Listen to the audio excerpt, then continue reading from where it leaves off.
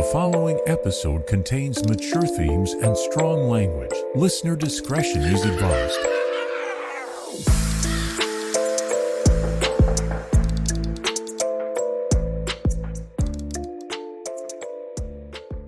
Welcome to History and Mystery in Kansas City, the history podcast about all things unsolved and unexplained in Kansas City and the surrounding areas. I'm Laura, and today I want to talk about Loy Gillespie Evitts. She was 29 years old. She was a legal secretary that went out for a late afternoon lunch on February 28, 1977, and mysteriously vanished. She left for lunch between 3 and 4 p.m. from the Miller and O'Laughlin law firm at the Plaza Center building. She was parked in the parking garage number 98, which was her usual spot. She had just started working at the law firm as a legal secretary and had been there for maybe a month. When she took her lunch break, she went to get a watch adjusted, browsed in several stores on the Country Club Plaza, and then drove her yellow sports car to a drugstore at Westport Road and Main Street. There she had a cup of coffee and bought an umbrella. She drove back to the plaza and parked in the same spot. The umbrella she had just bought was in the front seat with the tag still on it. Her supervisor called Mr. Evitts around 6 p.m. that evening because she was wondering what happened to her. Why did she not come back from lunch? Mr. Evitts, Donald, he said he wasn't exactly sure where on the plaza it was located or where she parked her car. So Evitts called several of her friends, but no one had seen her. He said, quote, "And then I got pretty frantic about it and called the police," end quote. The police told Mr. Evitts that they could not do anything until she had been missing for at least 24 hours. So he had to play the waiting game. A delivery man working in the area that day reported witnessing a brown van speeding away from the scene around the time Evitts would have disappeared. He also noted that the driver appeared to conceal his face with his hand as he drove by, as if to make sure he wasn't seen or recognized. The police did follow this lead, but they were unable to locate the van or identify the driver. 12 days after her disappearance, children were looking for their lost dog, and they found Loy's purse. This was around Reinhardt and 82nd Street in southeast Kansas City near Unity Village, and this is a semi-remote area.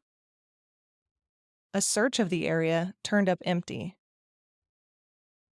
In May of 1981, a skeleton was found within a mile of the same area, but apparently was ruled out as a possible match. In the weeks following her disappearance, investigators interviewed more than 200 people. They followed up on more than 1,000 leads. They searched bodies of water in Johnson County and Jackson counties, but there were never any clues found. Mr. Evitts even visited a psychic, but there was no luck.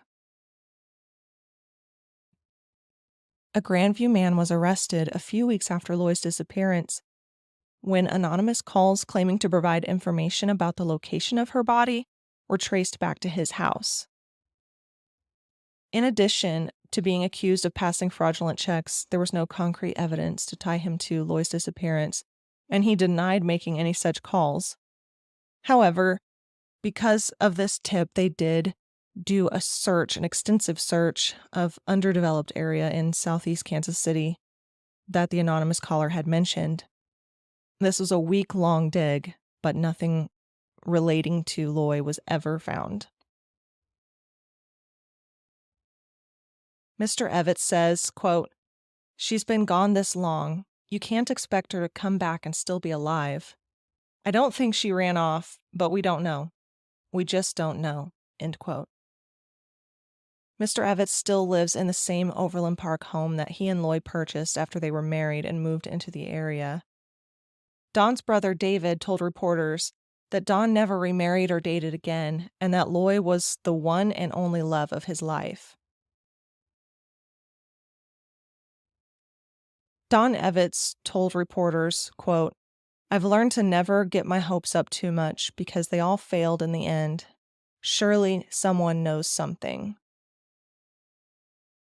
At the time of her disappearance, she was 5'5", 126 pounds.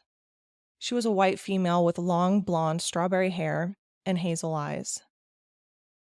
Dental charts are available through NamUs and DNA. She was last dressed in a hand-knit 3/4 length blue sweater with vertical maroon lines, a maroon turtleneck blouse, maroon slacks. She was carrying a leather shoulder bag and a black and white pocketbook. She wore wooden wedge shoes with a brown leather strap.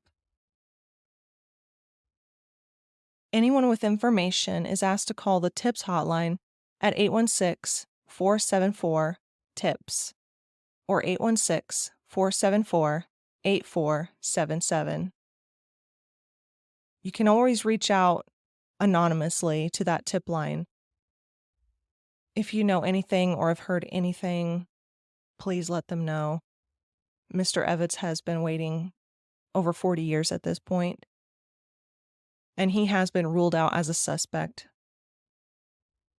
One thing I did want to mention is John Robinson was a serial killer in the area who preyed on women. It was reported that John Robinson worked around the plaza area at that time, but I could not find anything to corroborate that. So I'm not positive, but he was not incarcerated at the time of her disappearance.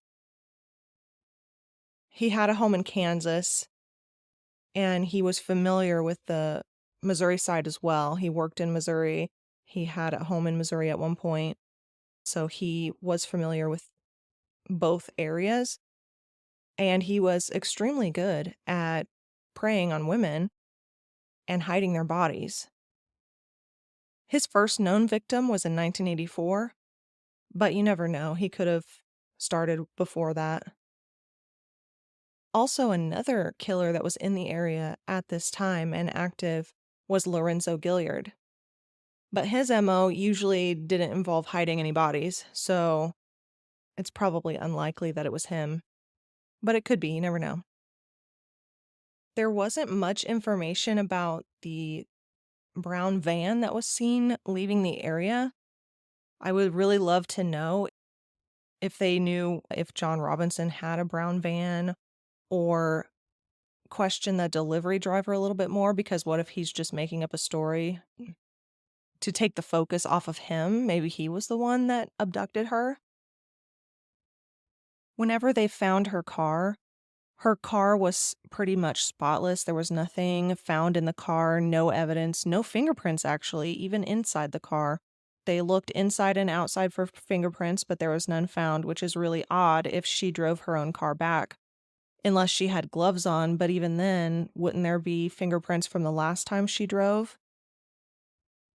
They also searched her makeup bag that they found in her purse. There were no fingerprints on that either.